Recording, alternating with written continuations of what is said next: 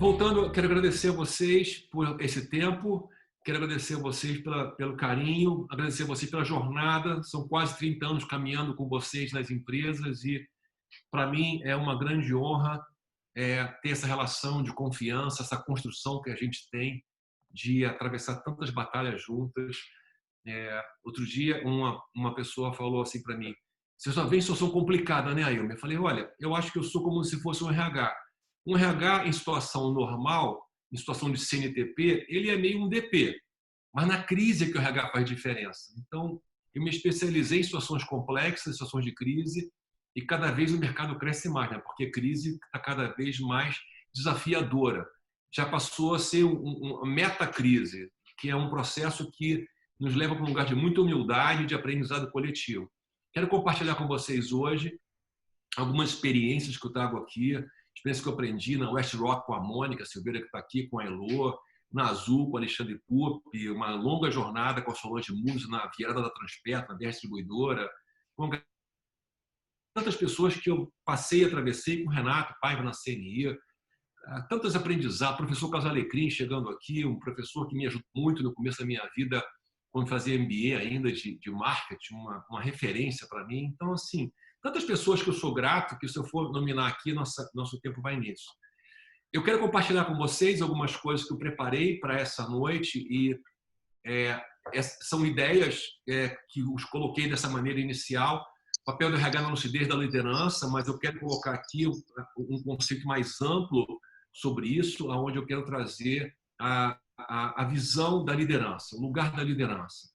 Esse trabalho ele é feito em conjunto, em parceria com o sócio de São Paulo, a Criativa Humana. Mais tarde eu falo um pouco mais da Criativa Humana, que nos permitiu encontrar uma outra forma de ler situações e foi um grande upgrade para a gente, essa parceria, e estamos conseguindo trabalhar. Alguns não me conhecem, quero me apresentar para vocês. Eu sou médico, sempre é estranho isso, eu sou psiquiatra, então já dá aquela atenção um pouco maior. Eu me especializei em gestão, em business, por conta da jornada da vida. Eu estava no meu consultório e um monte de gente começou a ter um desequilíbrio por conta da reengenharia, década de 90, começo de 90, e uma doença começou a surgir, que hoje é chamada de burnout, e hoje é chamada de doença do trabalho, mas eu falo isso há mais de 20 anos, que o burnout é uma doença do trabalho, não da pessoa, e hoje, inclusive, tem implicações legais, como um acidente de trabalho. Então, me especializei em burnout, depois fazer um MBA em marketing, onde o professor Lecrim foi o meu melhor professor, sem dúvida, e passei em vários projetos. Depois, um mestrado executivo, que eu quero falar um pouquinho sobre ele hoje, onde eu falo do papel do gestor imediato na pressão e performance. O mestrado eu pesquisei a partir dos RHs de grandes companhias, com mais de mil colaboradores. No doutorado, eu estudei o contrato psicológico, a relação do colaborador com a empresa a partir dessa troca, dessa construção de significado e de contrato psicológico. Então, o trabalho de hoje tem um pouquinho disso. Aqui, algumas empresas que eu tenho trabalhado nesses anos, com mais profundidade ou menos profundidade, mas a maior parte dessas empresas trabalham de pipeline, de longo prazo, de longo tempo. Então, vamos lá. Eu quero perguntar para você responder a uma pergunta só na tua cabeça. Qual é o seu maior ativo? Aquilo que, se você perder, você perde todo o resto. Aqui temos um ponto importante. O que eu tenho que defender? Se eu fosse um general, qual seria o meu ponto central de defesa? E aqui a pergunta para a gente. O que eu tenho que defender com mais vigor, com mais cuidado, que é o meu maior ativo? Se eu perder isso, eu perco todo o resto. Você deve pensar em várias coisas, seu capital humano, sua família. Ok, você pode pensar o que você quiser, mas eu vou falar qual é o meu conceito de maior ativo. O maior ativo de cada um de nós está exatamente na capacidade de olhar várias opções e fazer uma escolha, ou seja, a nossa lucidez. A nossa lucidez, ela é o uso adequado das ferramentas, dos diplomas, dos cursos, das formações, dos conhecimentos para tomar decisão.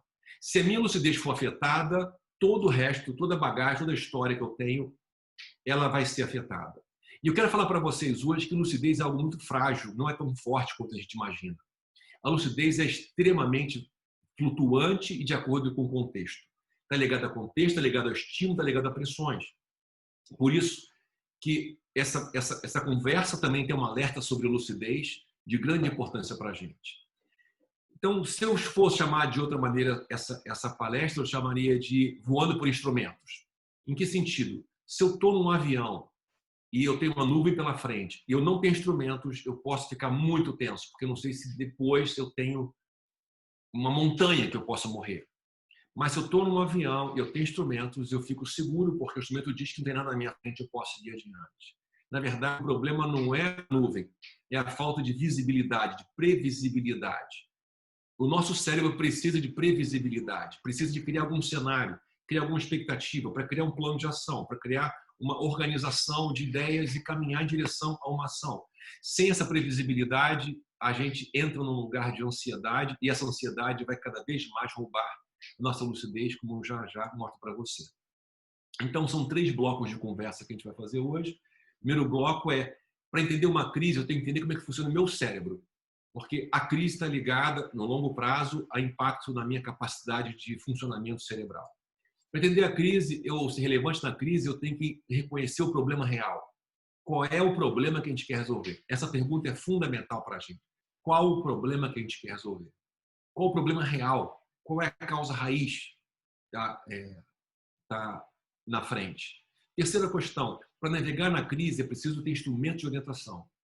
Eu não consigo navegar sem ter uma base sólida, uma decisão. Então, eu vou falar um pouquinho de cada um dos 3 e a sua pergunta vai estar aqui para a gente. Aqui eu trago um desenho do nosso grande parceiro Axel Sand, professor da PUC, professor de Design Thinking, e ele nos brinda muitas vezes com esse tipo de consolidação de ideias a partir de um desenho.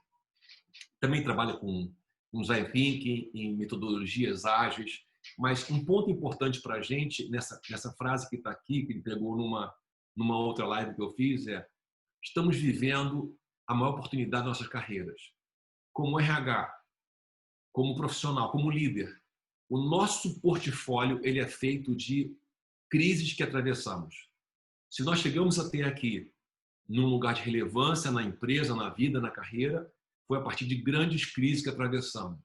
Então, eu tenho uma expectativa muito alta de que esse processo que estamos passando vai nos levar a um outro patamar e uma outra forma de caminhar. E aqui embaixo ele coloca uma frase, um conceito que eu trago também dessa conversa, que nesse contexto de volatilidade e incerteza, as alianças laterais são talvez um dos pontos principais, já dando um spoiler do final, um dos pontos principais e mais difíceis da nossa história, porque a gente aprendeu a fazer competição com nossos pares e não colaboração e aliança com nossos pares.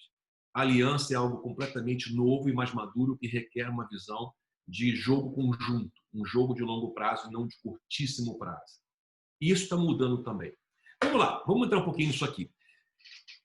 Para entender a crise, é preciso entender como funciona o seu cérebro. Eu botei esse quadro, essa equação que está aqui como se fosse a explicação, digamos, médica de um cérebro. Então, para não falar uma coisa tão complexa, eu vou falar um resumo para vocês com isso. Vou usar uma charge. Essa charge me faz pensar por que o rei não ouve os seus assessores que falam. Ele fala para os assessores: eu não tenho tempo para falar com um vendedor idiota, tenho uma batalha para lutar. Esse rei ele tem uma certeza que na frente dele tem um grupo enorme de inimigos, e esses inimigos estão bem armados e querem a cabeça dele.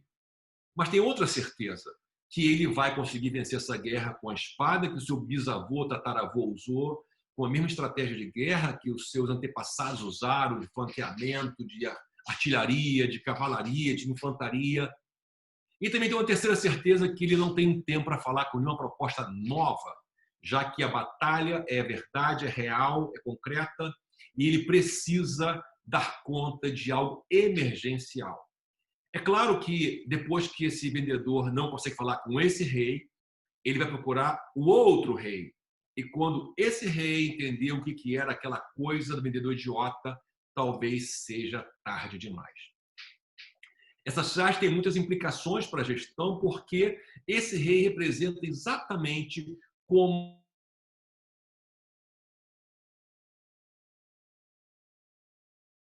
rápido e devagar. Um conceito importante para a gente é como funciona o nosso cérebro, como é que a gente tem uma estrutura que foi criada não para pensar, mas para economizar energia. E pensar gasta muita energia, que é a glicose.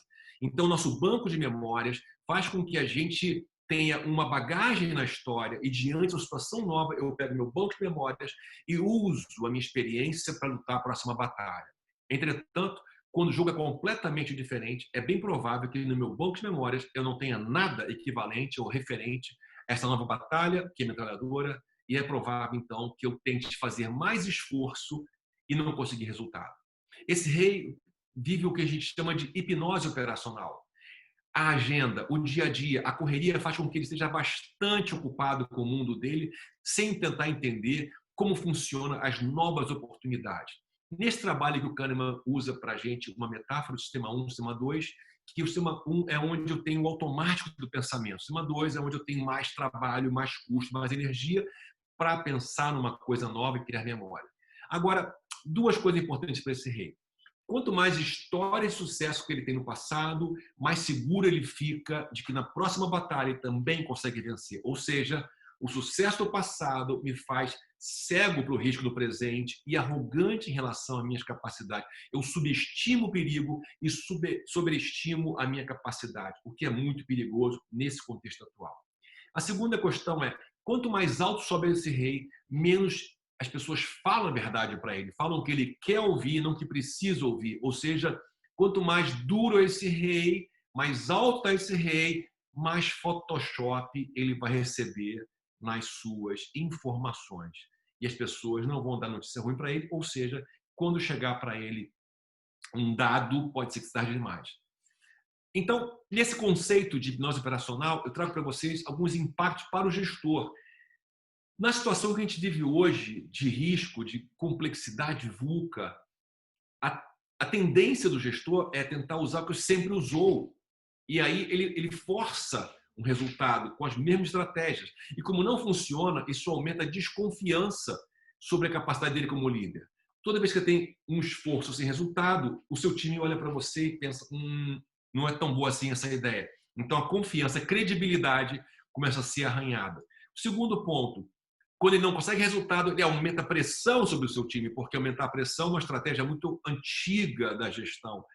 Aumentou a dificuldade, aumenta a pressão, o time traz mais resultado. Então, funcionou em certo momento. Logo, poderia funcionar agora, só que no momento que a gente está vivendo agora, o limite operacional de pressão já deu e as pessoas não têm mais espaço para pressão. Ou seja, mais pressão desorganiza ainda mais o emocional.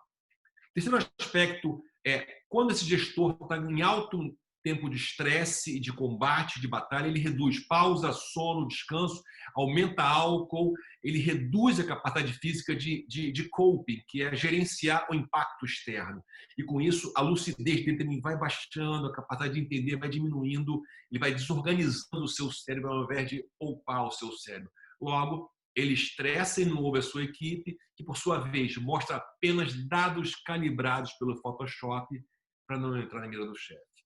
Um gestor me falou certa vez, eu queria mais biópsia e menos autópsia. Eu falei, eu tenho intimidade, eu falei assim, queridão, presta atenção.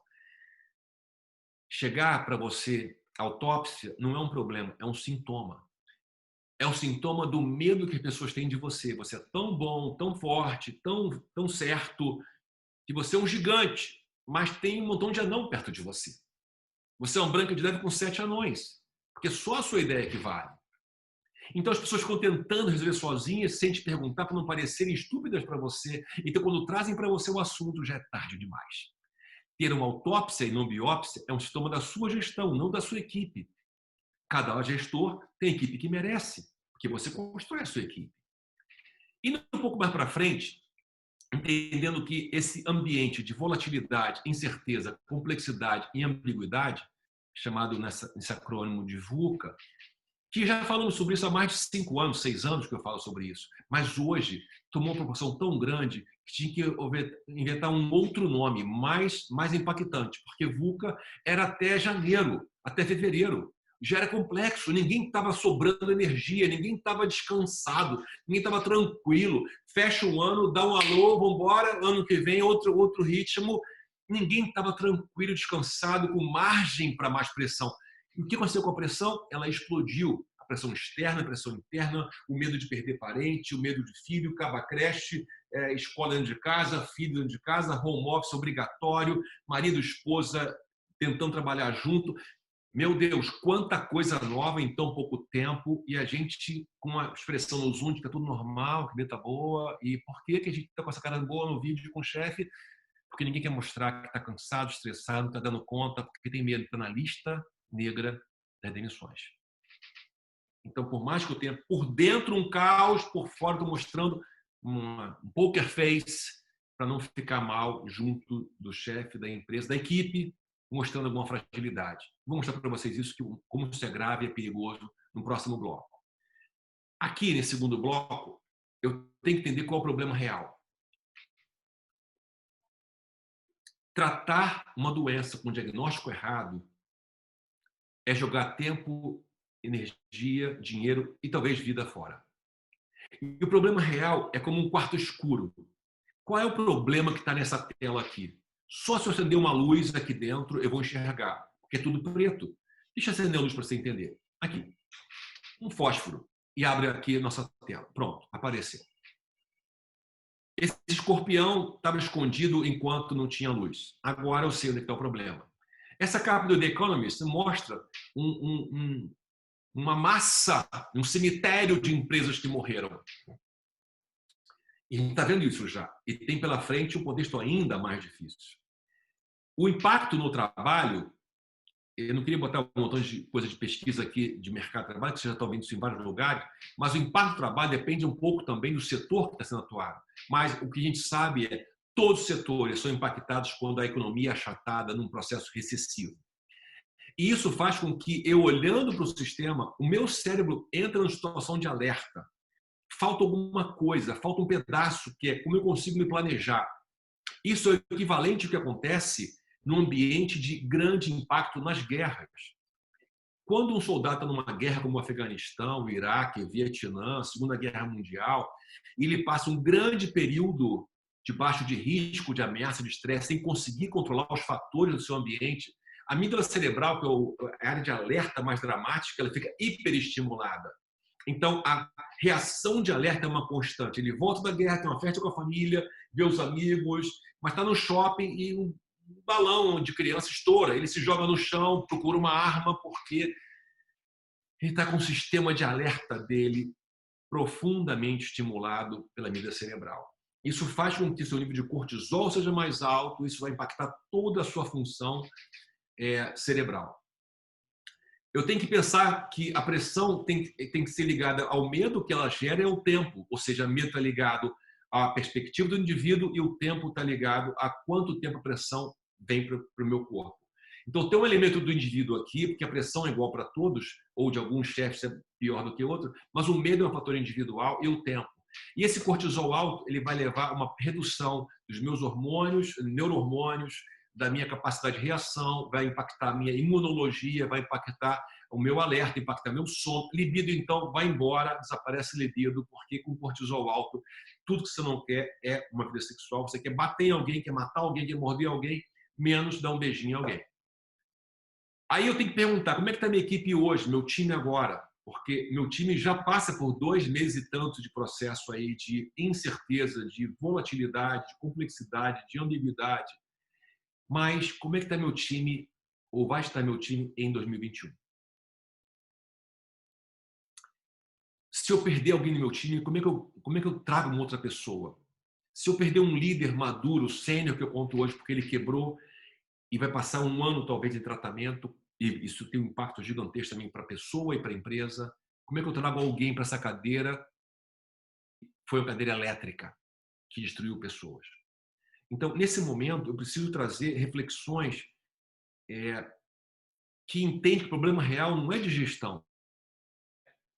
Pressão com medo. E aumenta o cinismo. Toda vez que aumenta a pressão, aumenta o medo, aumenta o cinismo. E ao invés de as pessoas mostrarem a vida como ela é, elas usam o Photoshop para mostrar para o chefe a vida como ele quer ver, como ele quer que seja. Uma vez eu estava com 7 VPs de uma grande empresa e o presidente novo trouxe um discurso extremamente otimista. Eu até perguntei assim, off para um amigo meu, esse cara fumou o quê para falar isso tudo tão lindo, olhando para o cenário? Sabe, o mercado que crescia 5%, crescia 30% de um ano para o outro? O que esse cara fumou para falar um negócio desse? E aí, numa conversa com os VPs, um falou assim, eu falei, vem cá, você acha que vai dar certo esse plano? Ele falou, de jeito nenhum, isso vai dar errado. Por que você não falou? Eu falei assim, olha, aí presta atenção, eu sei que você é novo, eu sei que você tem uns anos atrás, mas presta atenção. Se eu falar agora, eu sou nuvem negra, eu sou o cara que deu para trás, que atrapalhou o presidente, e eu caio. Porque eu sou o cara que, se deu certo, deu errado, eu que atrapalhei. Se eu não falar nada, ninguém fala nada, ele tem um plano maluco, esse é um cara que não vai chegar muito longe, ele não vai dar certo, ele vai cair.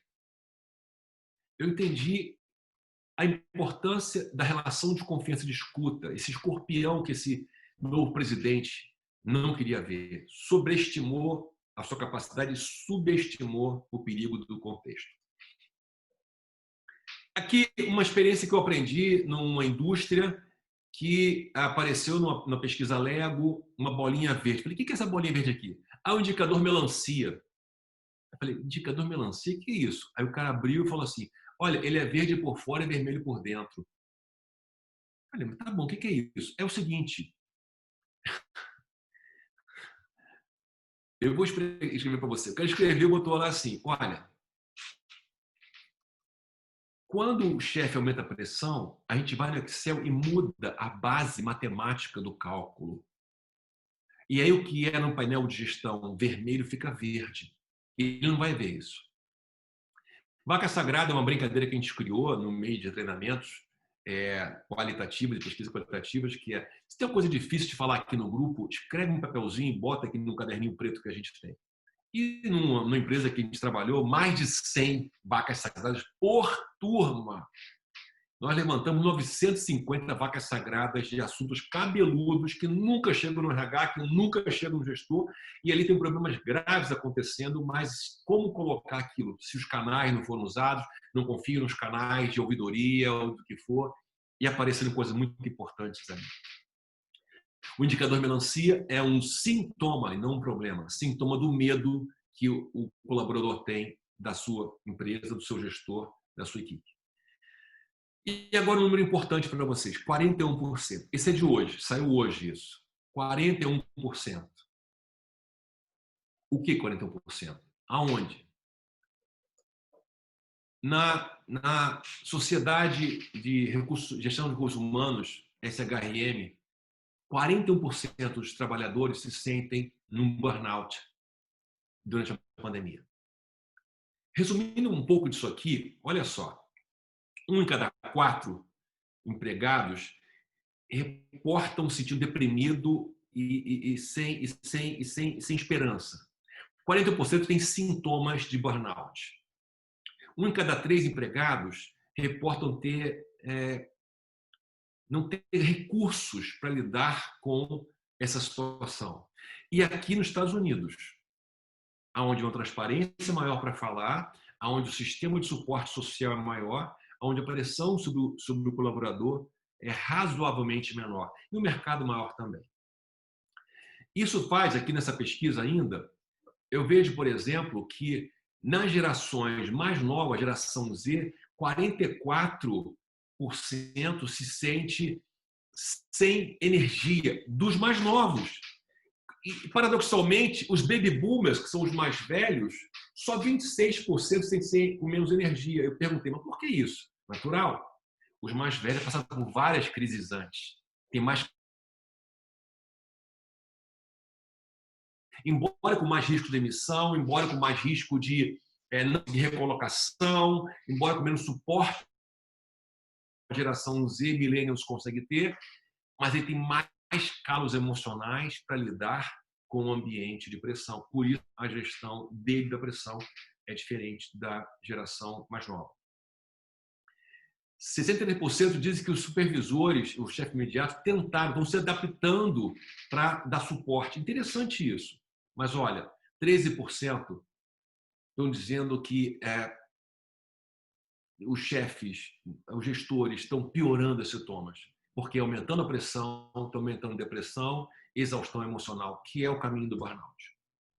Ainda Nessa linha, eu trago um pouquinho do meu trabalho de mestrado, quando eu estudei o papel do sistema imediata na gestão da pressão e da performance, olhando pela perspectiva do RH. Eu estudei os RHs e analisando os números dos RHs. Só um número importante para vocês aqui, um resumo, está nessa imagem aqui. E aqui estão alguns sites que vocês podem encontrar de pesquisa sobre pressão e performance. Aqui eu fiz um gráfico sobre capacidade de coping e a gestão da pressão. Coping, como eu falei para vocês, é quanto que eu consigo, tenho ferramentas para lidar com a pressão. E a pressão está ligado à pressão versus tempo e também ao medo. Repara, quando eu tenho um pouco de pressão, eu aumento a minha capacidade de gestão, porque eu aumento meus sistemas reagem. O cortisol sobe, eu consigo começar a reagir. Um pouco de pressão é importante e cada um tem um ritmo diferente disso. Aí depois, quando a pressão aumenta, eu não tenho aumento de coping nem de performance. Eu tenho uma estabilização, um platô. Mas quando a pressão aumenta mais ainda, eu perco capacidade de reação e o meu resultado cai. A gente já estava aqui no limite da pressão, chega um Covid para me ajudar a melhorar a vida. Olha o que acontece nessa balança. Eu fiz aqui um resumo desse trabalho, perguntando, a questão não é se o contexto Covid desorganiza as capacidades de coping, mas quando e o que fazer para minimizar esse impacto. Eu posso garantir para vocês que cada um de nós hoje já não está no seu melhor por conta desse contexto que a gente está atravessando. Cada um de nós já tem redução da capacidade de entrega por conta, alguma redução do contexto que a gente está atravessando. Olha para cá, para ver um pouquinho, que o rei entra aqui nessa história. Tentar fazer mais do mesmo, não pedir ajuda, não ouvir a equipe, não buscar recursos, não buscar novas ferramentas. E esse é um fator que piora a capacidade de coping, porque eu poderia ter ferramentas externas para me ajudar. Pessoas da minha equipe, eu vi mais o meu RH, eu vi pessoas que podem suportar, pessoas que são maduras para entender o que está acontecendo, ferramentas de gestão, mas nesse momento o rei está muito culpado para tentar vencer uma guerra e não escuta seus assessores. Preparando um resumo desse trabalho do mestrado, eu diria que pressão e suporte fazem parte da vida. Veja, o problema não é a pressão, é o quanto de suporte eu recebo, o suporte social eu recebo. Então, no suporte eu coloquei confiança na organização, em pesquisa em clima, a chance de sucesso, que é a minha perspectiva de futuro, a certeza de mérito e justiça da empresa, a colaboração de chefes e pares e a chefia imediata, o meu apoio para o meu chefe imediato, o canal que eu tenho com ele. A pressão que faz parte de qualquer empresa é a demanda que eu tenho no meu trabalho, se ele é razoável, se ele é demais, o quanto que o sistema me permite entregar, as condições de trabalho que eu tenho, se há conflitos entre chefes e pares, e a minha chefia imediata, e aqui a palavra 7 substitui apoio. E veja, o RH e segurança do lado de cá, na área de suporte, teoricamente. Muitas vezes, você vai ver um aumento de pressão e uma redução de suporte. Em algumas empresas que eu trabalhei, por incrível que pareça, num contexto industrial especialmente, o RH tinha um lugar de pressão e o contexto Covid piora a situação. O RH é para um lugar de pressão, segurança um lugar de pressão, cobrando o colaborador um contexto que ele não tinha condições de dar. Então, ao invés de estar um lugar de suporte, é para um lugar de controle das pessoas e até mesmo de ameaça, em particular a área de segurança, ameaça por conta de compliance com o comportamento, mas sem analisar o contexto desse colaborador. Aqui eu tenho uma quebra da capacidade de coping e eu vou ter uma lesão em algum momento, e aqui também vou ter acidente em algum momento. Repara que a resolução disso aqui é complexa. Você mudar a capacidade de trabalho, o cargo de trabalho é difícil. Mudar uma indústria inteira é difícil, tem plantas que são antigas. Mudar a cabeça de um chefe, um pouco difícil, porque alguns deles são duros, têm até assédio e são bons chefes. E para cima não aparece. Para cima parece que ele é um cara que entrega resultado. E muitas vezes o gestor não está olhando para a qualidade da gestão, e sim para o número da gestão. Isso está mudando, mas isso acontece muito. Então tem alta complexidade, alto custo e longo prazo. Mas aqui no suporte eu consigo trabalhar de uma outra forma. Primeiro, RH e segurança no seu devido lugar, uma área de suporte. Trabalhar confiança, trabalhar a chefia imediata, dando mais retorno, mais feedback sobre a sua ação e a sua consequência, mais accountability, mais visibilidade da ação do gestor sobre a sua equipe, que eu falo no final do último bloco um pouquinho mais sobre isso. O custo é menor, o prazo é menor, a complexidade é menor. Não é que seja simples, mas é mais fácil trabalhar em aumentar o suporte do que reduzir a pressão. Olhando para essa equação, eu queria trazer para vocês uma pergunta que é desafiadora. Talvez nem devesse fazer a pergunta, mas eu diria que é a vida como ela é. Uma pergunta que fala sobre a sua gestão, sobre a sua qualidade. Quando você chega num ambiente, aqui, vamos imaginar que você está chegando, o que as pessoas pensam? Vou botar uma imagem simbólica aqui para você. Você está chegando aqui nesse voo e tem alguém que segura você. Aqui do outro lado tem você voando, do outro lado o seu chefe, a sua equipe, seus colegas, a sua família. Você vem pelo corredor, quando você está chegando, o que passa na cabeça das pessoas? Elas podem falar duas coisas. Elas podem falar, bom, tá chegando fulano, tá chegando você, graças a Deus, né? Puxa, agora vai resolver, agora vai ser legal. Agora a coisa vai dar certo, aplausos, aquela coisa de aplauso espontâneo, maravilhoso. Ou não. Quando você chega, elas podem pensar, ai meu Deus, a minha coluna, como é que vai ser suportar essa pessoa nas minhas costas? Então, aqui eu tenho, graças a Deus, é meu Deus, que embora pareça uma brincadeira, na verdade, está mostrando o grau de confiança construída em você e na sua capacidade de agregar valor, resultado, trazer respostas para o contexto complexo. Então, essa pergunta, graças a Deus, é meu Deus, ela traz para a gente uma análise sobre a confiança construída. E fica uma dica, se eu tenho um histórico de confiança com a minha equipe, é bem provável que eu consiga manter essa confiança com o meu time. Se eu não tenho esse histórico na minha equipe, vai ser muito difícil agora eu construo um grande capital de confiança, porque nesse momento a desconfiança, o medo, a incerteza estão roubando a confiança no ambiente. E chegamos no último bloco para a gente conversar, que é como é que eu lido com situação de crise. Que instrumentos? Aqui um painel de um avião. A informação me traz foco, sem dúvida, mas a empatia me traz força. Eu preciso de foco e de força, informação e empatia. Eu preciso encontrar uma forma de construir um canal de orientação. B, vivemos o que chama de tempestade perfeita, que é um fenômeno raro, onde vários elementos se juntam para criar um problema. A tempestade perfeita para a gente aqui, ela traz algumas tendências do gestor. A primeira situação é negar a realidade. É só um mês, só uma semana, 2 semanas, vai dar certo. Eu vou fazer o meu time, a gente faz uma live, a gente faz um happy hour, né, virtual. O cara cria um montão de ideias que vai conseguir sair, que o time dele vai conseguir sair, e nega o risco, nega o perigo, subestima o perigo. Claro que na sequência ele vai ter uma percepção distorcida. As coisas começam a dar errado, e aí ele começa a encontrar culpados e outras pessoas, e culpar a equipe, começa a ficar mais irritado. Ele tem um esforço e resultado, esse esforço e resultado vai mexer com ele, criando um sentimento de cada vez mais agressividade para lidar com a situação. Vai ter uma reação de saturação, ele começa a ter menos ideias, menos coisas para falar, menos capacidade de lidar com as pessoas e, por fim, uma reclusão ou desistência, ou uma agressividade, uma explosão com as pessoas, piorando a situação da tempestade perfeita. Se a gente olhar para isso aqui, nesse momento, como é que eu ajudo esse gestor a lidar com a situação? Como é que eu ajudo esse gestor a entender o que está acontecendo, a caminhar no que está acontecendo?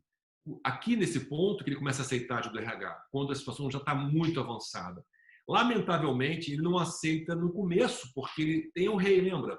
Ele está tentando resolver do jeito dele, tentando fazer do jeito dele. Do jeito dele é com as ferramentas que sempre usou.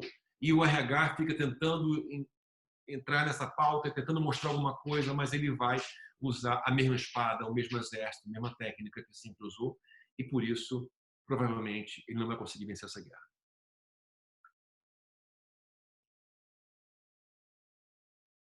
Essa frase me tocou um tempo atrás, embora seja meio óbvio, mas olhando para aqui a crise externa, econômica e social, ela sim, ela é um problema, sem dúvida, mas o que vai afundar as empresas vai ser a gestão dessa crise. Porque se é transversal, se todos os setores que você concorre estão no mesmo patamar, é democraticamente destruidora essa crise, a capacidade de gestão, de reação, de preservação da equipe vai ser um elemento crucial para o resultado da sua empresa, do seu negócio, do seu trabalho. Por isso que eu queria trazer para vocês o que a gente está fazendo em relação a isso. E 2 cases, um de indústria e um de serviços. 2 cases que têm sido interessantes de estudo para a gente, que eu chamo de voar por instrumentos. Por quê?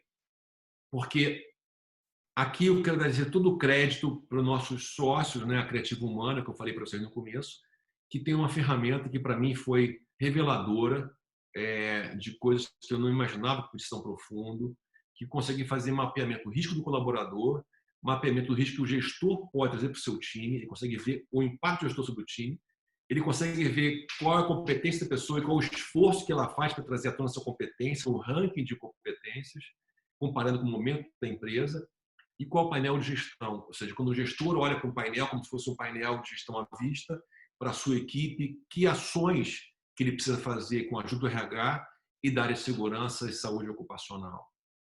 Então, para a gente, isso hoje tem sido uma grande lucidez nesse momento para orientar gestores em situações complexas. Vamos lá. O primeiro caso aqui de indústria é uma grande siderúrgica, um suporte aqui para o Ironmaking, um foco em acidentes, muitos colaboradores próprios terceirizados e piora sempre na fase de paradas, onde terceirizados entram. E quando é terceirizado, não é um cara treinado, especializado, entra uma pessoa que antes era motoboy, agora bota uma roupa e é terceirizado, que ganha por número de colaboradores que bota para dentro, acaba trazendo gente que não é qualificada para aquilo. Como é que eu consigo, então, mapear isso? Essa ferramenta mostra 3 tipos de risco. Um risco natural, o efetivo e o psicológico. Mas a exposição ao risco é que, percebido ou não, é que faz com que o indivíduo tenha mais acidentes. Aqui, nessa barrinha azul de risco natural, eu tenho no risco natural a tendência do indivíduo. Quanto mais alta a barrinha azul aqui, mais o indivíduo tem tendência a se expor a risco. Por exemplo, a minha barrinha de risco natural é muito alta. A vida inteira eu me machuquei, me quebrei perna, braço, arranhei. Por quê? Porque a minha capacidade de ver várias coisas ao mesmo tempo é uma característica minha e isso tira o meu foco de uma coisa objetiva. Então, graças a Deus, eu nunca fui engenheiro, nunca trabalhei com situações de risco. O máximo que eu faço é cozinhar e me corto sempre, por acaso. Até comprei uma luva daquelas de açougueiro para cozinhar porque cansei de me cortar. Minha tendência estrutural é alta, é minha natureza isso. O risco efetivo é o quanto que o ambiente está trazendo para dentro da pessoa, ou seja, quanto que o ambiente está impactando e se ele consegue ou não lidar com isso, se ele consegue ou não gerenciar isso. Então, quando essa barra de risco efetivo, que é a verde, está maior do que a azul, já temos um problema. A capacidade do indivíduo de lidar com a pressão do ambiente já foi superada. Esse indivíduo aqui, por exemplo, já tem o risco dele próximo de 0 ou 0, natural, o efetivo já está aqui muito acima de 30 e grande risco. Agora, o que é interessante quando a gente vê esse vermelhinho aqui, que é o risco psicológico, que na verdade é quando a barra vermelhinha ultrapassa a verde e a azul, nós temos aqui um sinal de sofrimento. Já tem um sofrimento, algo grave está para acontecer, e aqui nós buscamos olhar para essas pessoas, nesse painel aqui, que a gente busca criar, entender quais são as pessoas que têm risco maior, e tentando ver com isso a ação prioritária. Uma conversa, uma ligação, um suporte com pessoas treinadas para fazer essa abordagem. E aqui, nessa parte psicológica, eu vejo entre esse grupo todo 42 pessoas com grande risco psicológico e aqui a gente começa a nossa ação de prevenção de acidente. Nessa empresa, a redução de 87% de acidentes causados por ações baseadas em comportamentos. Essa comparação foi de 2018 para 2019 e foi interessante porque essa metodologia está sendo levada para outras plantas dessa empresa no mundo. Por quê? Porque é uma coisa barata e traz um mapeamento bastante claro do que pode acontecer. É uma probabilidade. E quando você vai chegar perto e conversar, a pessoa nem sempre sabe que está com risco, nem sempre sabe que está com um problema, nem sempre expressa isso, mas quando chega perto para ver a situação, algo importante está acontecendo.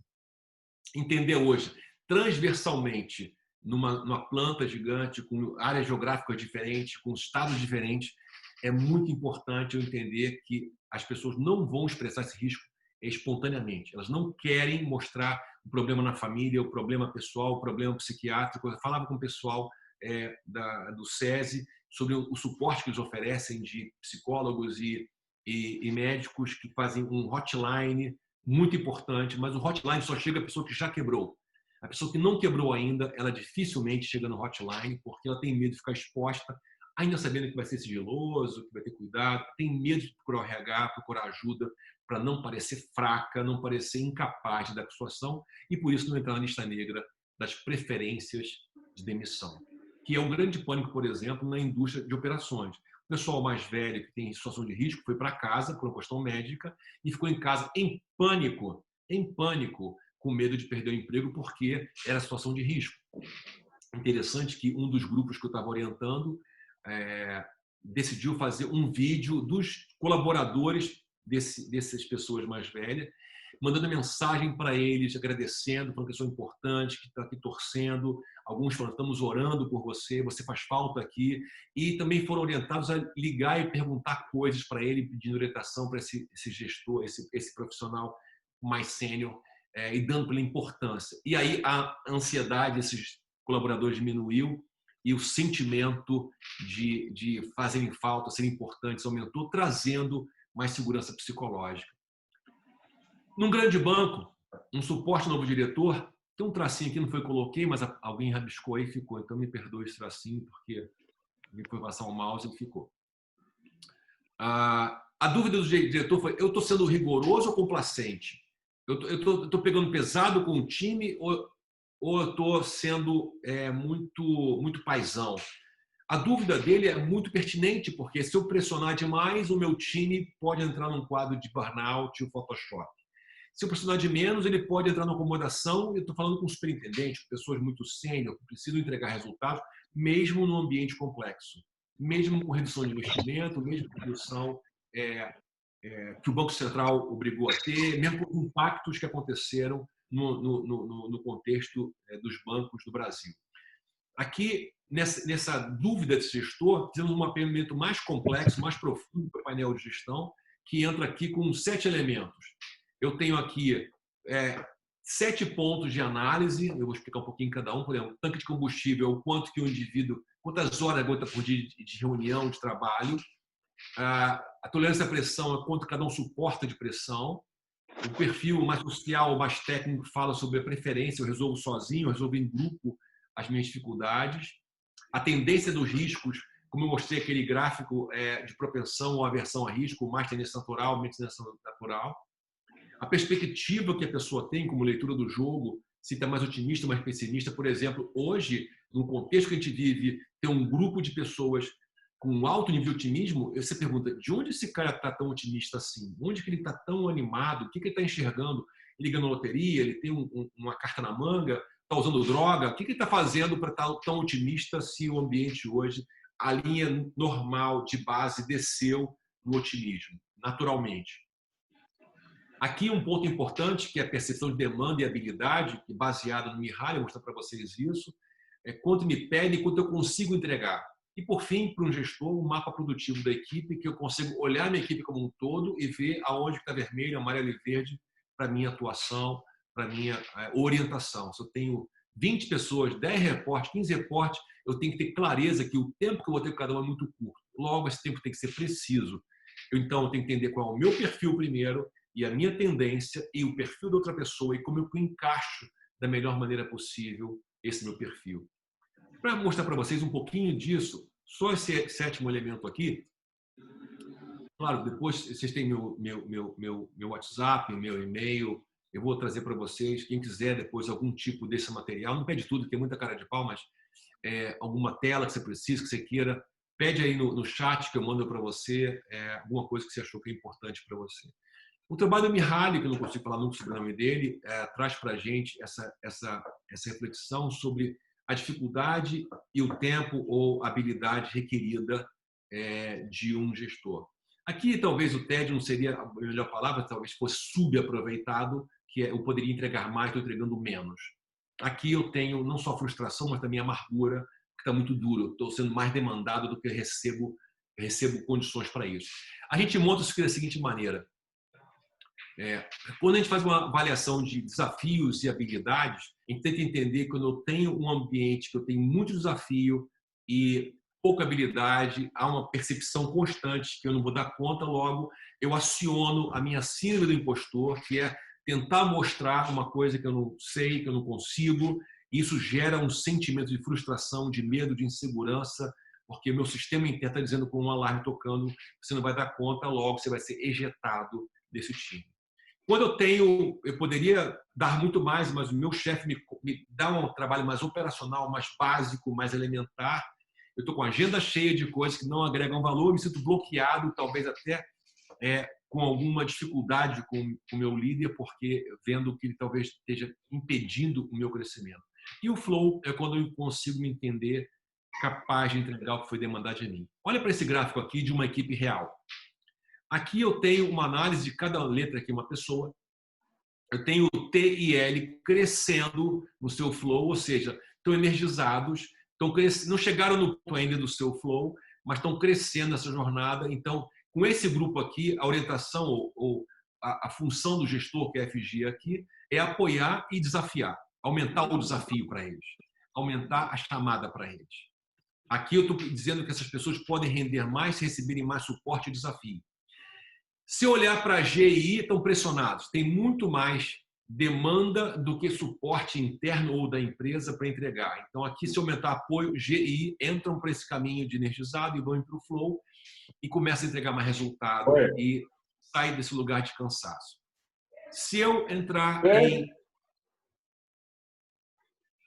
Tem alguém com o microfone aberto, eu acho que o senhor devia ficar. Se for coisa urgente, fala para o chat aí que vão me avisar aqui no WhatsApp. Se eu tenho aqui NW, se sentir desperdiçado, quer dizer que eles estão podendo entregar mais para o chefe, mas de alguma forma estão precisando de autonomia. Então, sentar e conversar pode ser interessante. Repare que eu tenho um grupo aqui bastante equilibrado, que é o meu time que está entregando mais. E esse time, talvez tenha que aumentar a escuta. Não aumentar a demanda nem apoio, mas a escuta, porque é o time que está mais entregando e pode ser, para mim, nesse novo contexto, a minha tábua redonda. Quem eu busco sentar para escutar como iguais, como pares, tentando olhar o jogo que está sendo jogado. Repare que eu tenho uma pessoa C aqui em cima que vive uma pressão muito grande, muito acima do que seria o razoável, até do flow aqui, e essa pessoa pode estar pensando em ir para a concorrência, pode estar amargurada, pode estar machucada pela relação com o chefe imediato. Então, sentar, reconquistar no sentido de empatia, recontratar a demanda, aumentar apoio, sem dúvida, vai trazer de volta para o flow. E esse Y, que entrega muito e tem até muito recurso, capacidade de entrega. Esse cara é bom ou é ruim? Veja, aqui tem um ponto importante.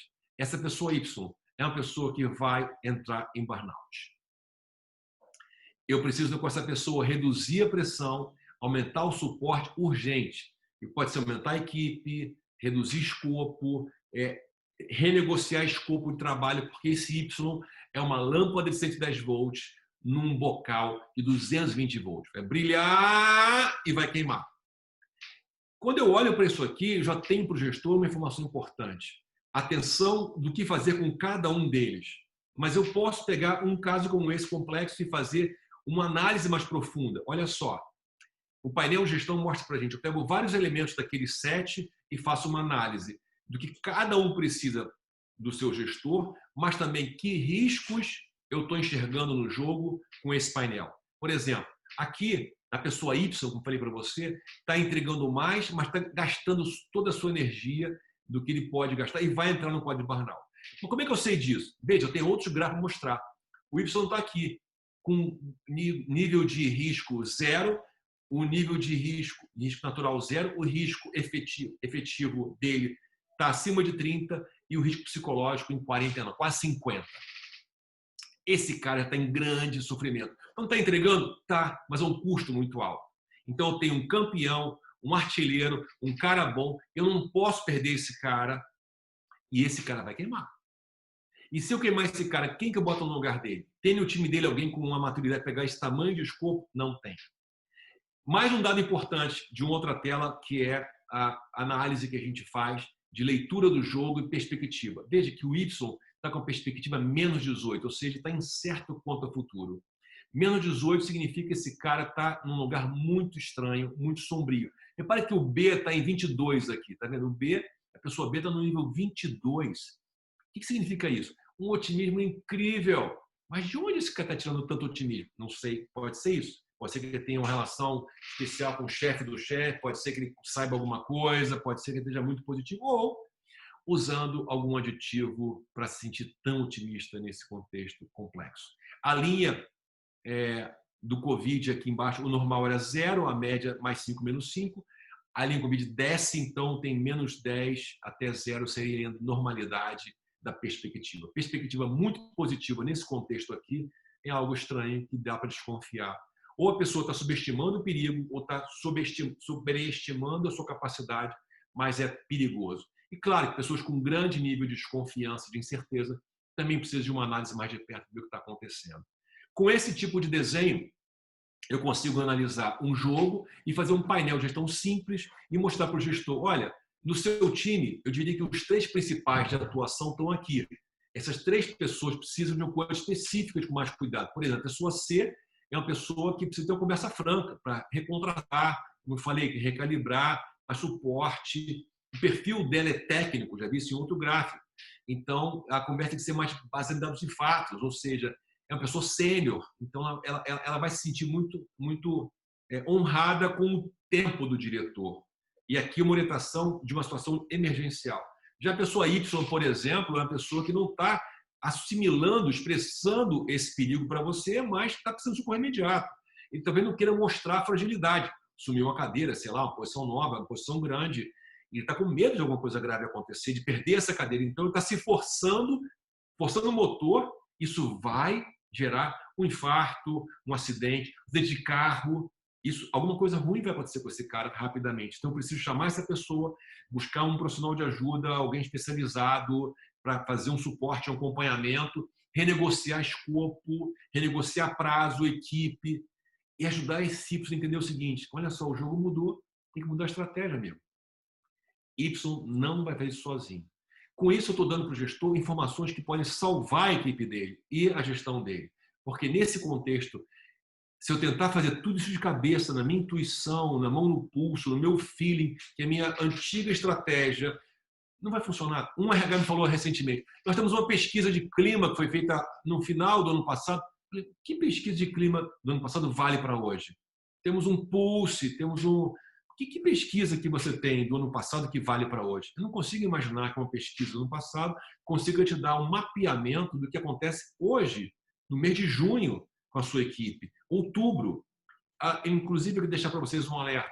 No trabalho The Lancet, na psiquiatria, saiu agora, em maio, um artigo dizendo que teremos 2 ondas de suicídio. Em junho, agora esse mês, e em outubro. Por várias questões de sazonalidade, questões de estações e questões de pesquisas médicas. Então, esse é o momento de estar alerta para isso, de estar atento para ver que a questão psiquiátrica não é uma questão médica, é uma questão de RH e de segurança do trabalho. Olhar para o jogo, porque grande parte da pressão não está ligada só ao contexto externo. Isso é transversal. Está ligada ao gestor e como é que a empresa traz suporte social. Naquela balança que eu mostrei para vocês, suporte e pressão, o que faz com que o jogo seja complicado é quando o suporte é muito menor que a pressão.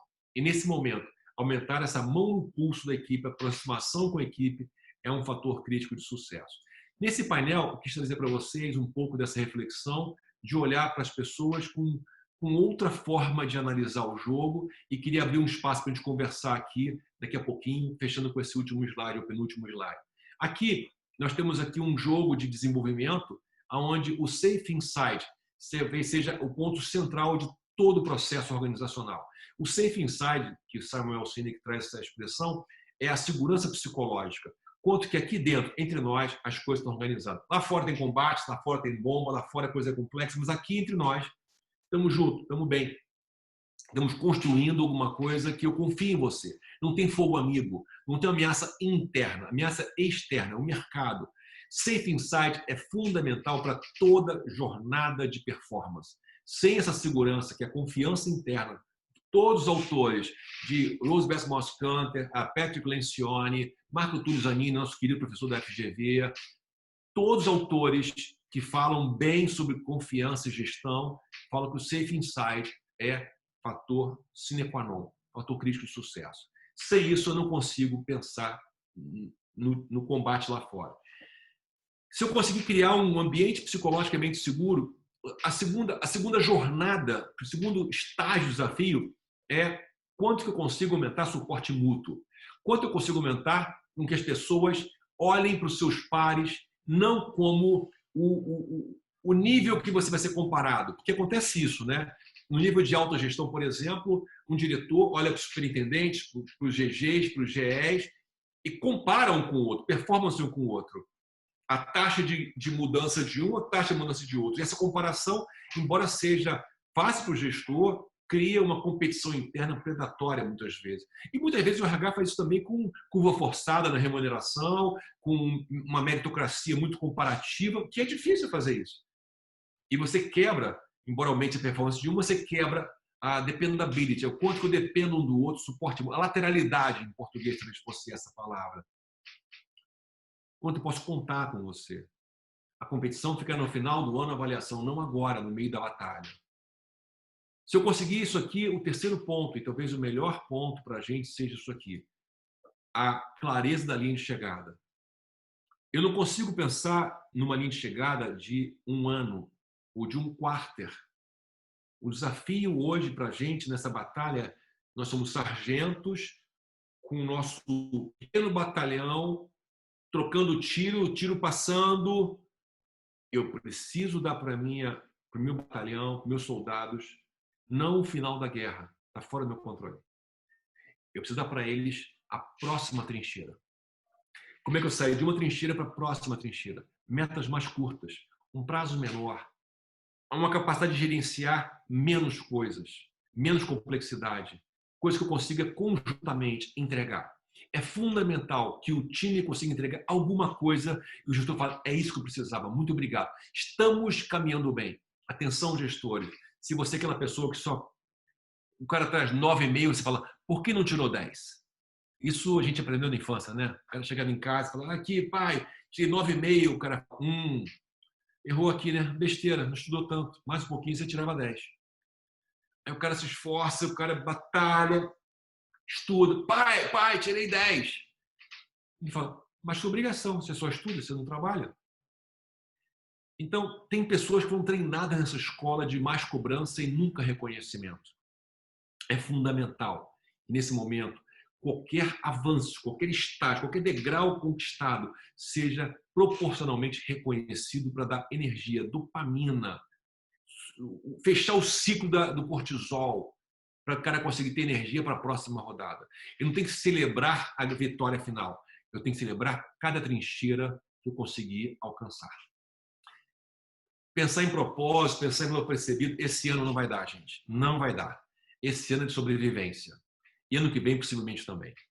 Se eu conseguir criar o Safe Inside, Dependability e linha de chegada, já está maravilhoso. Vamos reduzir a expectativa. Atenção, RH, vamos reduzir a expectativa. Reduzir muitas ideias. Vamos sobreviver. No combate, primeira coisa é sobreviver. E aqui eu vou falar uma frase que Hipócrates falou e a gente fala no juramento de médicos. Primo non nocere. Nossa primeira obrigação é não fazer mal. Nossa primeira obrigação como gestor e como líderes é não fazer mal. Mas como é que eu faço mal? No Safe Inside. Na competição que eu crio no meu ambiente. Na falta de clareza e linha de chegada de curto prazo. E gero para o meu time uma expectativa mais alta do que ele consegue entregar.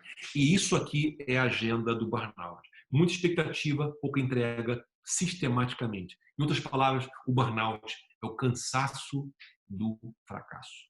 E quem define sucesso e fracasso?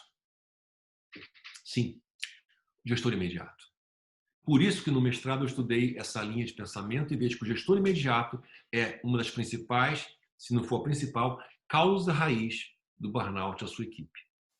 Por isso também quando a gente vai mapear uma equipe, a gente vê quais equipes estão entrando no lugar de mais estresse, na mesma área. E se a mesma área, duas equipes têm relações diferentes com o estresse, é provável que o gestor imediato seja a causa raiz desse processo e precisa de uma abordagem, de uma conversa, de um mapa que mostra para ele de um sistema bastante inegável de que ele está fazendo aquilo com a equipe numa área cega, sem perceber. Por que não percebeu? Porque ele é o rei. Sempre lutou dessa maneira, sempre pensou dessa maneira, sempre usou essa forma de pensar. Se eu puder colocar o papel central do RH em uma imagem, eu diria que, num contexto que tanta coisa queimando, o papel do RH é não deixar isso acontecer, primeiro com você, e levar essa lucidez para outras pessoas. Levar essa lucidez para que outras pessoas não sofram com isso, não sigam com isso. Então, para a gente fechar e abrir um pouco da conversa, eu quero trazer para vocês uma RH da alma, uma poetisa, a Doce Cora Coralina, que fez uma vida brilhante e traz para a gente mais uma das suas pérolas. Mesmo quando tudo parece desabar, cabe a mim decidir entre rir ou chorar, ir ou ficar, existir ou lutar, porque descobri no caminho incerto da vida que o mais importante é o decidir. Nós fomos preparados para esse momento. Eu e você estamos agora na melhor e maior oportunidade da nossa vida. É nesse contexto complexo, é nesse contexto difícil, é nesse contexto de grandes desafios que nós formamos a nossa musculatura na alma, na gestão, na vida, nas relações. É uma oportunidade única. Essa crise tem dia e hora para acabar. Tudo bem que eu não sei nem você sabe, mas tem dia e hora para acabar. E como é que a gente sai dela? Devastado, destruído ou crescendo e ampliando nossa compaixão, aumentando nossa capacidade de escuta com as pessoas, reduzindo as certezas individuais e buscando as dúvidas coletivas, a exploração de possibilidades. É nesse lugar que eu acredito que a gente consegue fazer algo muito diferente e algo muito especial no nosso papel, que cada um de nós, na verdade, RH um do outro. Deixo para vocês aí no chat, nossas mídias sociais, vamos ter alguns vídeos, eu preparei algumas coisas para você. O meu telefone pessoal, se quiser me pedir alguma coisa no WhatsApp que você queira, como eu falei para você, não seja cara de pode, eu quero tudo, não faça isso, porque é até feio. Mas eu te dou alguma coisa que você queira, algum tema, algum conceito, alguma pesquisa que eu mostrei aqui para vocês, para a gente conversar. Então, agora vamos abrir o microfone. Quem quiser fazer uma pergunta, tirar aqui do nosso compartilhamento de tela e vamos conversar um pouco. Já vejo aqui, acho que já tem algumas perguntas. Deixa só eu agradecer, né, dar uma enfatizada, né, da HLF, porque assim, o que você brincou, que eu sempre acreditei muito, né? E tem alguns RHs que acabam escapulindo um pouco disso, né? Se a gente não tiver total conhecimento, não só das pessoas, dos comportamentos, mas das ferramentas que a gente tem, se a gente não tiver esses indicadores, né? Como você falou, tem gente que faz uma análise de clima no ano passado, está valendo para hoje. Tem muito RH que é robotizado ainda, né? Eu faço todo mês de outubro, eu faço e trabalho em cima daquele. Então, assim, eu acho que a gente tem que realmente, né, como RH, se reinventar cada dia. Cada dia a gente vê que tudo está se modificando, que é tudo assim, é uma onda, né? A gente está em cima, a gente está embaixo, a gente se afoga, a gente pede socorro, né? E tem que trilhar perante toda a empresa. E você bailou nisso aí maravilhosamente, né? Você falou um pouquinho de cada coisa assim em menos de 50 minutos, né? Então, assim, queria te deixar meu parabéns, né? Pelo Obrigado, Gilmar. curto tempo, pela mensagem toda que você deu pra gente, tá bom? Obrigado. Eu confesso que eu fiz com muito carinho esse material para vocês, preparei com todo o coração e com muita alegria e reconhecimento, porque também sei que é muito injusta a nossa relação. Quando eu chego no trabalho com vocês, eu sou muito bem recebido, eu sou paparicado, eu sou elogiado, sou abraçado, pessoas agradecem o trabalho, mas eu sei que o trabalho dura de vocês. O nosso trabalho de professor, de consultor, estou aqui com Eva, Rich, estou aqui com Bela, Hernandes, minha sócia. O trabalho da gente como professor consultor é muito mais fácil que o seu. Trazer uma coisa legal, trazer uma perspectiva legal, trazer uma coisa que vai ajudar é muito mais fácil que estar no dia a dia com pessoas complexas, com um jogo de egos, com um jogo de poder. com querer fazer uma coisa e não poder porque a empresa não permite fazer aquilo. Ou, às vezes tem um sequestro moral, que eu estou numa empresa que faz coisas que eu não concordo, mas eu sou pessoa jurídica, eu não trabalho para mim e não posso sair daqui agora para ir para outra empresa. Então, assim, o lugar que vocês vivem é muito mais complexo do que o lugar de um professor, de um facilitador. Por isso, eu quero até, de alguma forma, reconhecer e, quem sabe, até pedir desculpas se é injusta essa relação, porque, na verdade, vocês são os heróis, heroínas das organizações. Vocês que atravessam as batalhas ao longo do tempo. A gente chega e sai, a gente recebe aplauso e não ganha mal, a gente ganha bem, a verdade é essa, a gente ganha bem. Vocês estão lá ralando pra caramba, trabalhando pra caramba, então eu não posso passar o dia de hoje sem falar para vocês, RHs, a minha admiração, o meu agradecimento, o meu respeito profundo e o desejo de contribuir com vocês nesse momento, né? Eu vi aqui uma pergunta da Márcia sobre o papel do RH no burnout. Tem um ponto importantíssimo aqui para responder nisso, me permitam responder, que é o burnout, que em 90 comecei a estudar, no primeiro caso do Brasil que estudou burnout fui eu, e comecei a fazer um trabalho sobre isso em gestão. O burnout era considerado uma doença psiquiátrica, ou seja, a pessoa entrava num quadro de burnout, tinha que afastar do trabalho, tinha que fazer medicação, e depois veio a ideia do coach, mas não tinha coach, eu que fazia esse trabalho, orientando a pessoa. Por isso fui fazer mestrado, MBA, essa coisa toda, por causa do burnout, porque eu não tinha uma linguagem organizacional. Mas hoje não. O burnout é tratado hoje como acidente de trabalho, doença ocupacional. Ou seja, tem direitos, tem ações civis e trabalhistas, tem impactos legais muito importantes. E a gente vai ter uma epidemia de burnout esse ano ainda, no que vem. Porque quanto maior a pressão, o medo e o tempo, menos condições de suporte de lidar com a demanda eu consigo e mais meu chefe pressiona e mais eu vou ter um ciclo vicioso. Então, o RH tem que entender que o burnout exige uma intervenção. A primeira palestra que eu fiz numa empresa química, me ofereceu burnout, gerou um grande mal-estar. Eu fiquei assim, inocente, porque fui dar uma palestra burnout e gerou um zoom enorme, porque eu falei uma coisa, que o burnout desorganiza a função do colaborador, e se for um líder, ele vai massacrar a sua equipe, e alguns da sua equipe vão ter burnout também. E deu um zoom danado. Por quê? Porque um gestor de uma das plantas dessa indústria estava no quadro de burnout. Depois o RH me chamou para conversar e mostrou essa situação, e 3 pessoas tinham sido internadas, uma com infarto e 2 com angina, em um quadro de burnout. Eles não conheciam essa síndrome e começaram a conversar sobre isso, e aí me pediram para ajudar nessa área. Mas imagina, eu era só médico, eu não tinha experiência nisso, não tinha conhecimento sobre, nem o MBA eu tinha feito ainda, mas eu comecei a trabalhar com o que eu tinha de ferramentas e ajudar o gestor a ter um pouco mais de empatia, a lidar mais com as pessoas, medicação também, que era importante, medicação. Só que hoje não, hoje o burnout ele é diagnosticável, eu tenho sinais anteriores do burnout, eu tenho que mapear o burnout e fazer intervenção, porque quando eu tenho 3 pessoas com risco de burnout aqui, certamente esse gestor ele é a causa raiz. Numa grande indústria que eu mapeei um trabalho de longo porte, toda transversal na indústria, tinha claro que uma das pessoas dessa empresa era a causa raiz de vários quadros de burnout e de acidente, porque o acidente também gera estabilidade por um ano no trabalho, e o medo de perder emprego nessa indústria era mais alto que o medo de perder uma mão ou de perder um dedo ou se machucar.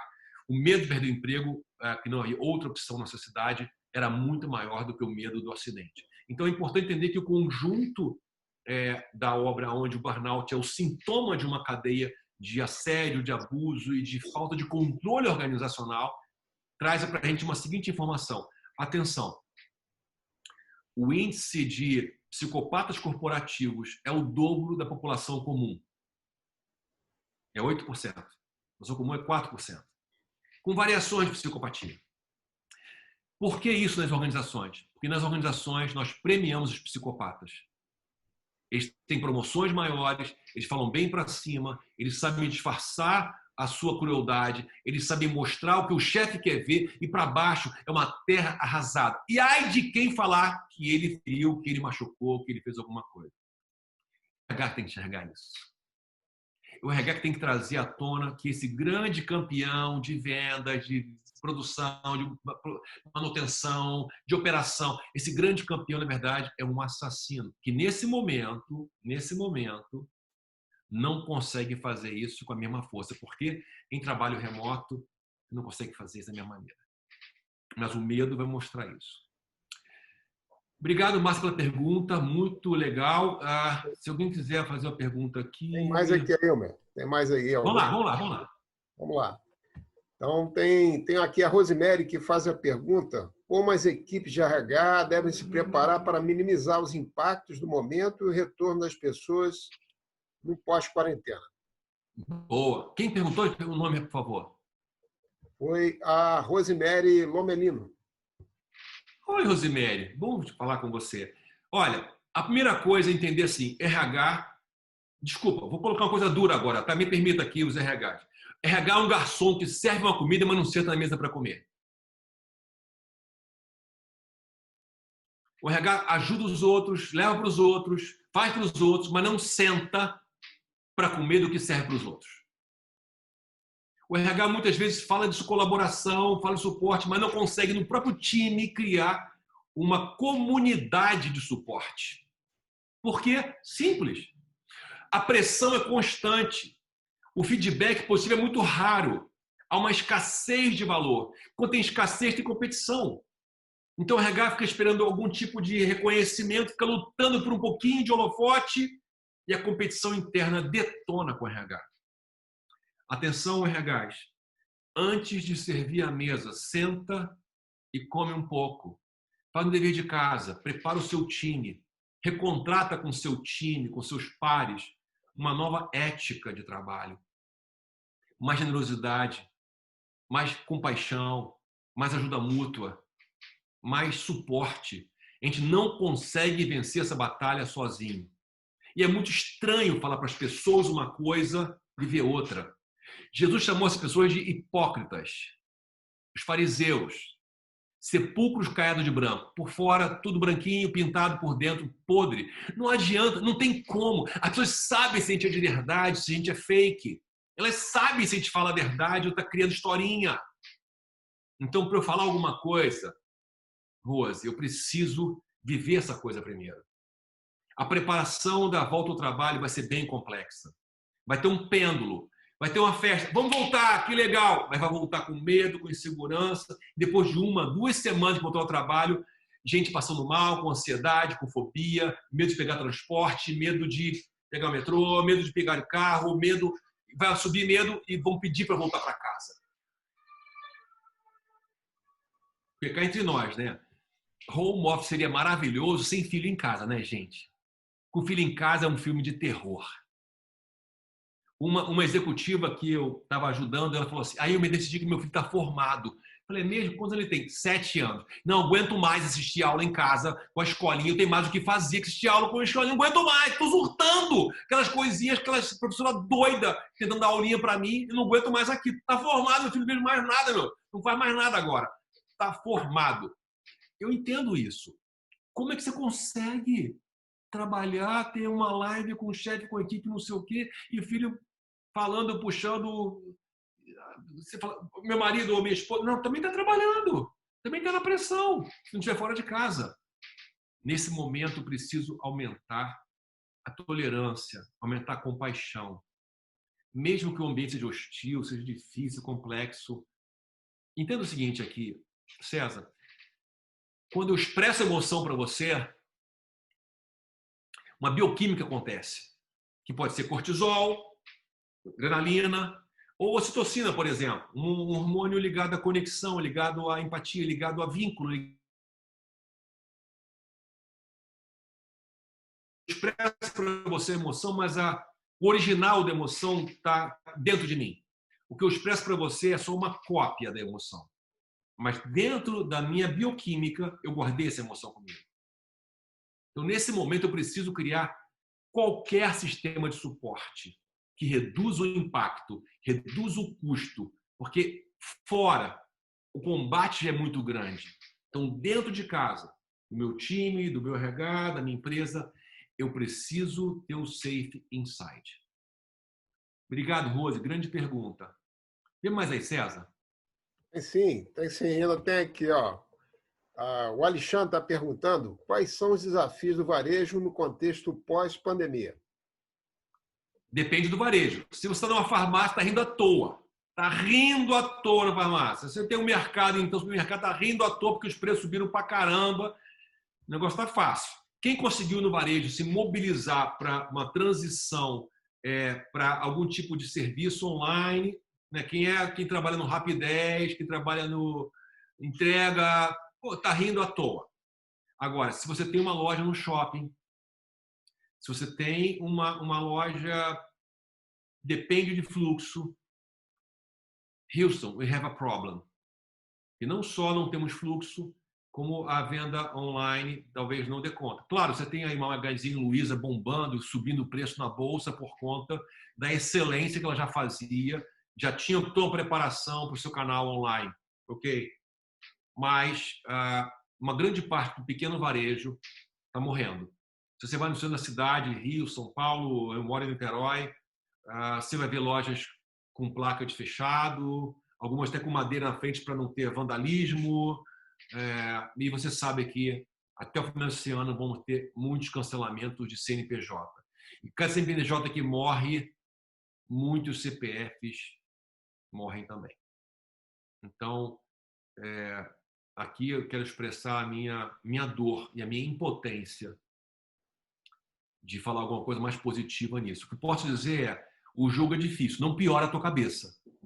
Porque o teu principal ativo é a tua cabeça, a tua lucidez. Não deixa a tua lucidez ser afetada pelo trabalho. A tua pessoa jurídica é a tua empresa, a pessoa física é você. A jurídica pode morrer, a física não. Então, muita gente piora a situação quando toma decisões baseadas na reação, num sistema da amígdala cerebral, da sua reatividade com muito pouca análise, com muito pouca avaliação. Até porque esse cortisol mais alto que eu falei, ele reduz a função do lobo pré-frontal, que é antecipação de estratégia, antecipação de futuro, antecipação de jogo, é onde eu jogo o xadrez. Então, quanto mais cortisol eu tenho, mais primitivo eu fico, menos eu consigo enxergar futuro e eu crio um ciclo vicioso cada vez mais complexo. Então, lucidez é o seu principal ativo. Outra pergunta aí, César. Difícil pedir para a Eva Cristina responder para mim. A Eva está perguntando também aqui para você como é que você prevê a escalada dos conflitos internos. Ela fala aí qual é o papel do RH para prevenir essa escalada de conflitos internos.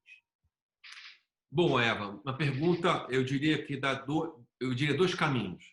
Quando a organização, a empresa, tem um cuidado com a maturidade do raciocínio moral, ou seja, quando o nível de comprometimento coletivo com o bem comum é mais alto, quando eu penso como pessoa jurídica, quando os gestores são pessoas que eu admiro, respeito e tenho uma ética que eu confio, esse ambiente faz com que as pessoas busquem muito mais suporte lateral do que conflito entre pares, porque fica muito claro que nesse ambiente o conflito entre pares, o furar o olho, casca de banana, vai denegrir a imagem da pessoa. Então, mesmo que a pessoa não seja tão madura moralmente, o ambiente faz com que ela queira parecer madura. E o que importa para a gente não é o que as pessoas pensam, se elas se convertem. Ninguém se converte. Um psicopata, ele pode agir muito corretamente, desde que o sistema não dê espaço para ele. Ele vai entregar porque o sistema não deixa ele fazer aquilo que ele sempre fez, que tem visibilidade, tem accountability. Entretanto, se o ambiente organizacional é cada um por si, é um vale tudo, é um ambiente darwiniano, aí a competição lateral é a minha forma de sobreviver. Há uma grande parte das organizações, Eva, não olham para o mercado e concorrência, exceto a área comercial, uma partezinha do trade. Uma grande parte das pessoas olham para os seus pares, porque a comparação de meritocracia é entre pares, não entre empresas. Então, e quanto maior a organização, mais a competição interna, mais o fogo amigo, a água de dentro que afunda o barco. E quando o RH não consegue mapear essa maturidade moral, as pessoas mais agressivas parecem mais inteligentes. E as pessoas mais éticas, que ficam com menos ferramentas de combate, parecem mais tolas e frágeis. Então, eu estou premiando a crueldade em nome da produtividade. No médio prazo, é o fim. Nessas empresas, tem uma frase do Milor Fernandes que fala assim: em terra de cego, quem tem olho é subversivo. Pega e fura o olho dele. Então, no ambiente onde a organização tem um sequestro moral, as pessoas corretas, elas sofrem, não tem o que fazer. Eu vi isso na Petrobras. A Petrobras é uma empresa histórica, uma empresa séria, técnicos com 30 anos de carreira. De repente, ela foi sequestrada. E um monte de pessoas entrando em funções estratégicas. O que essa pessoa podia fazer? Como é que eu posso questionar alguma coisa? E uma pessoa próxima a mim recebeu a seguinte mensagem: ou você aceita esse contrato, ou você vai para Singapura. O que aconteceu? Foi para Singapura. Para ser afastada de um lugar onde tinha um montão de coisa errada com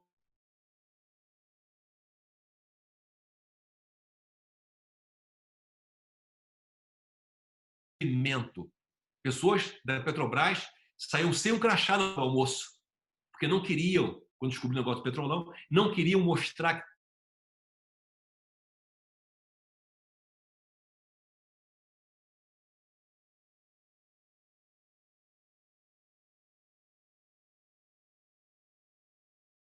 fã da Petrobras. Trabalha lá há 20 anos. Petrobras, Transpetro, BR Distribuidora, uma grande empresa. Transpetro, sequestradíssima, foi assaltada. Aí tira o pessoal, entra o Rubens, a Solange Musa, uma referência na minha vida em gestão de pessoas. Fez um trabalho fantástico de reconstrução da empresa, de reconstrução da dignidade. E hoje a Petrobras, a Transpetro, entra em outro patamar. E se Deus quiser, com todo respeito aqui, quem não concorda com isso, ela vai virar uma empresa privada e vai entregar muito mais resultado. Eu estava na Vale em 99, tinha acabado de privatizar, foi um caos, falando: ah, meu Deus, agora nosso solo foi para o estrangeiro. Peraí, o Mitsui tinha 10%, como é que foi para o estrangeiro? No ano seguinte já tinha 14º salário, só ficou feliz. No outro ano, 17º salário. Ninguém mais falava de uma empresa governamental. Está todo mundo feliz, ganhando seu salário, entregando resultado. E a Vale é o que é hoje, número 1 do mundo, com todos os desafios que ela tem. É uma grande empresa, uma mega empresa, uma escola de gestão de muitas pessoas. Então, assim, nesse momento de complexidade, eu entendo que a gente vai aprender muita coisa.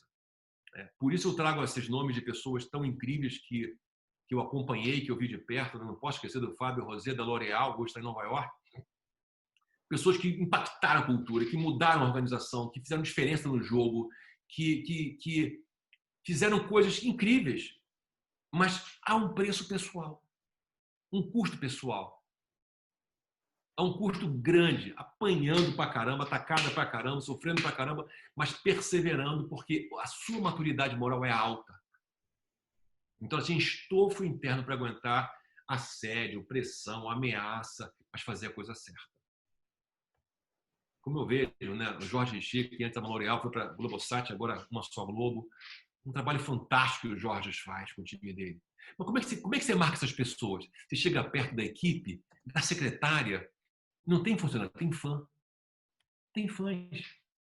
O cara dá uma bronca, o cara agradece, obrigado, valeu. Jorge, obrigado, precisava escutar isso. Muito obrigado. Por quê? Porque sabe que tem um cuidado, sabe que se importa, que por trás daquele momento difícil tem alguém que se importa. As pessoas sabem, se você se importa com elas, está usando elas. As pessoas sabem disso. Qual é o teu jogo?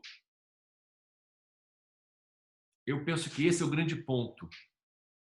Qual é o teu nível de maturidade moral? É uma outra live. Estou aqui me oferecido, né? Me oferecido para outra live sobre isso, porque é um tema fantástico. Eu tenho outros sócios para trabalhar nisso aqui, a Bela, a Mariana, que está aqui assistindo hoje. Mariana Ilma é minha filha preciosa, pesquisadora, acabando doutorado agora nesse tema especificamente. Se Deus quiser, vamos criar um rating para isso. e outras pessoas trabalham com a gente nisso. Tem mais pergunta aí, César? Estou preocupado com o tempo de você, mas estou aqui felizão, amarradão, não fumei nada, não tomei nada, estou aqui animadíssimo, com alegria no coração de ver vocês aqui. Tem mais pergunta? A apresentação, tem bastante gente participando, você está vendo os comentários, são todos muito bons, né? O pessoal está pedindo apenas se pode disponibilizar a metodologia de mapeamento.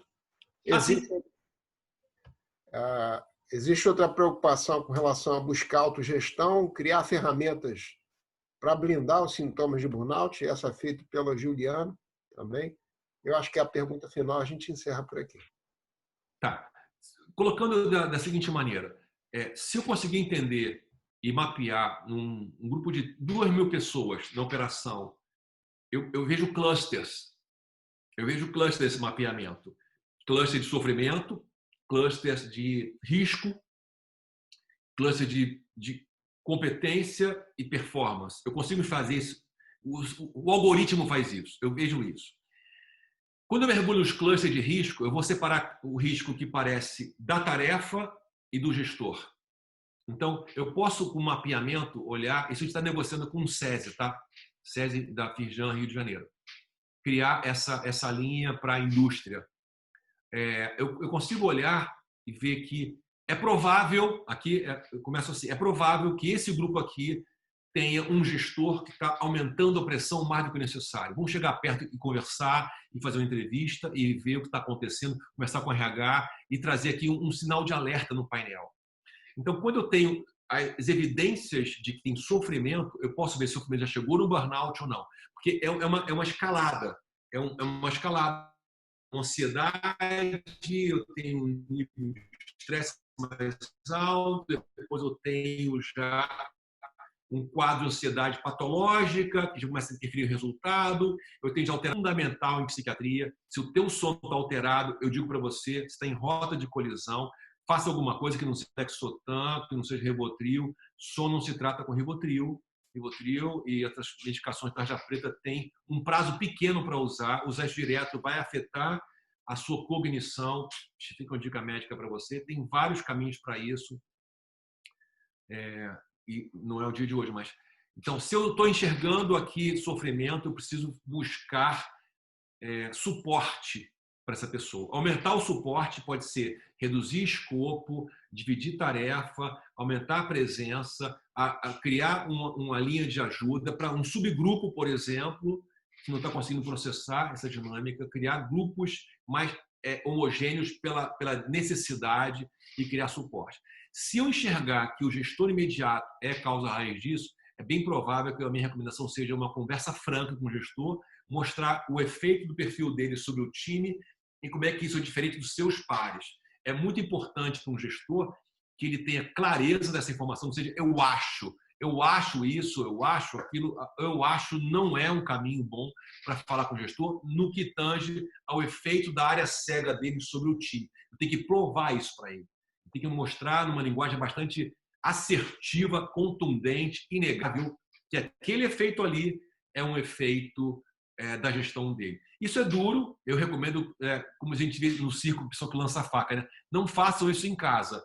Um RH fazer isso pode criar uma rota de colisão complexa com o diretor, com o gestor. É melhor você colocar o consultor para fazer isso. O consultor do século XXI é o bobo da corte do século XIV, XV, XVI, que fala a verdade para o rei, e o bobo da corte podia falar as coisas para o rei sem ser decapitado. Ninguém decapitava o bobo da corte porque, na brincadeira, na linha de conversa, ele mostrava as coisas. Antes de terminar, eu queria deixar para vocês o meu grande agradecimento. Estou aqui vendo as mensagens, vou responder para vocês. Eu vou compartilhar com vocês um pouco mais dessa metodologia da Criativa Humana. Eu vou dar o link para vocês também do Milton, da Lígia, da Nájila. São queridos e têm feito um trabalho incrível na minha vida, na minha empresa, no nosso time. Todos nós passamos por esse processo também, foi muito revelador. E por isso a gente ficou sócio. Falei, cara, eu preciso desse pessoal do meu lado, porque são incríveis. E também o material que vocês pediram aqui, pediram algumas coisas, eu vou mandar para vocês. E esse vídeo vai estar depois filmado, né? Vai para o YouTube, não é isso, Rafael e César? E isso, também isso. Vai depois do RHLF no YouTube. Agradecer também você, Edmara, pelo carinho. pela palavra tão boa na chegada, nessa abertura. E todos vocês que deram esse tempo, passando 1h30, nem vi, cara, sinceramente, estou aqui animadão, nem passou 1h30, muito obrigado por meio da sua vida, porque isso é da tua vida. E espero ter contribuído para você com alguma coisa bastante concreta que te ajude nesses tempos complexos. Queria agradecer Roberto. mais uma vez. Oi, Roberto, prazer te ver. Os coleguinhas. Tá bom. Roberto, estão pedindo para você colocar mais uma vez aí, se puder na tela, seus contatos. Sim. Vou botar agora. Se puder. Então, assim, eu acho que o dia do profissional da RH para a gente, né? Você, mais uma vez eu falo, você trilhou, você dançou aí no meio do RH para a gente. Acho que foi bem comemorado. Gostaria mais uma vez de agradecer a sua participação e com certeza teremos outras aí pela frente. Não estou conseguindo compartilhar minha tela agora.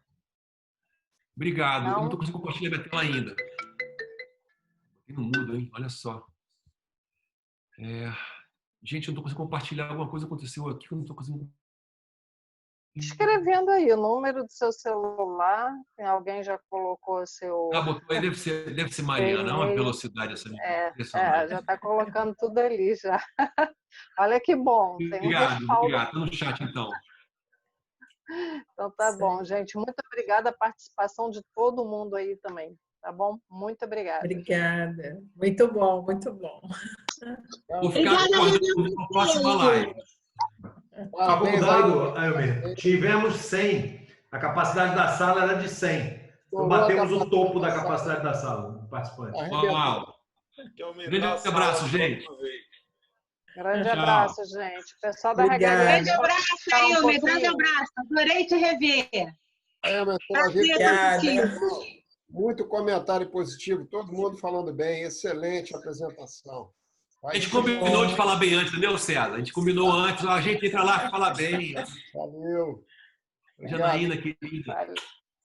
Tchau, gente. Tchau. Tchau. Tchau, gente. Obrigada.